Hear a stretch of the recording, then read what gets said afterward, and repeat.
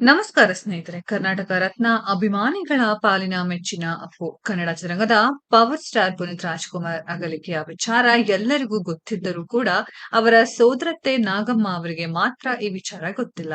93 ವರ್ಷ ನಾಗಮ್ಮ ಅವರಿಗೆ ಈ ಆಘಾತಕಾರಿ ವಿಷಯ ಹೇಳುವುದು ಬೇಡ ಎಂದು ನಿರ್ಧರಿಸಿರುವ ಕುಟುಂಬಸ್ಥರು ಕಳೆದ 3 ವರ್ಷಗಳಿಂದ ಈ ಗುಟ್ಟನ್ನು ಕಾಪಾಡಿಕೊಂಡು ಬಂದಿದ್ದಾರೆ. ನಾಗಮ್ಮ ಇಂದಿಗೂ ಅಪ್ಪು ನಮ್ಮ ಜೊತೆಯಲ್ಲೇ ಇದ್ದಾರೆ ಎಂದುಕೊಂಡು ಇತ್ತೀಚೆಗೆ ನಡೆದ ಅವರ 50ನೇ ವರ್ಷದ ಹುಟ್ಟುಹಬ್ಬಕ್ಕೆ ವಿಡಿಯೋ ಮೂಲಕ ವಿಶೇಷವಾಗಿ ಶುಭಾಶಯ ಕೋರಿದ್ದರು. ಅಪ್ಪು, ಚೆನ್ನಾಗಿದ್ದೀಯಾ ಮಗನೇ? ನೀನು ಇನ್ನೂ ಮಗು ಅಂದುಕೊಂಡಿದ್ದೇನೆ ನಾನು. ಒಂದು ಸಾರಿ ಬಂದು ನನ್ನ ನೋಡಿಕೊಂಡು ಹೋಗು ಕಂದ. ನಿನ್ನನ್ನು ನೋಡಿ ಬಿಡುತ್ತೇನೆ ಎಂದಿದ್ದರು. ಈ ವಿಡಿಯೋ ಎಲ್ಲೆಡೆ ವೈರಲ್ ಆಗಿತ್ತು. ನಾಗಮ್ಮ ಅವರಿಗೆ ಅಪ್ಪು ಇಲ್ಲದ ವಿಚಾರ ಗೊತ್ತಿಲ್ಲ ಎನ್ನುವುದರ ಬಗ್ಗೆ ನಟ ಶಿವರಾಜ್‌ಕುಮಾರ್ ಮಾತನಾಡಿದ್ದು, ಅವರಿಗೆ 93 ವರ್ಷ. ಹೀಗಾಗಿ ಅವರಿಗೆ ಅಪ್ಪು ಇಲ್ಲ ಎನ್ನುವ ವಿಚಾರ ಗೊತ್ತಾಗುವುದು ಕೂಡ ಬೇಡ.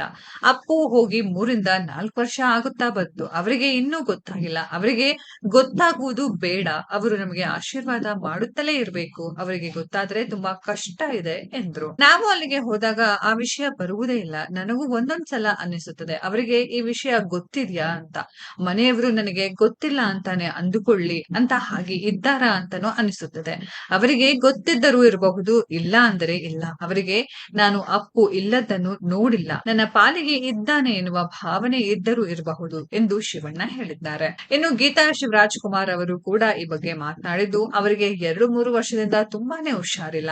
ಅವರಿಗೆ ಅಪ್ಪು ಇಲ್ಲದ ವಿಷಯ ಗೊತ್ತಾದರೆ ತಡೆಯುವ ಶಕ್ತಿ ಇದೆಯೋ ಇಲ್ವೋ ಅಂತ ಮನೆಯವರು ಹೇಳುವುದೇ ಬೇಡ ಅಂತ ನಿರ್ಧರಿಸಿದರು ಎಂದು ಹೇಳಿದ್ದಾರೆ.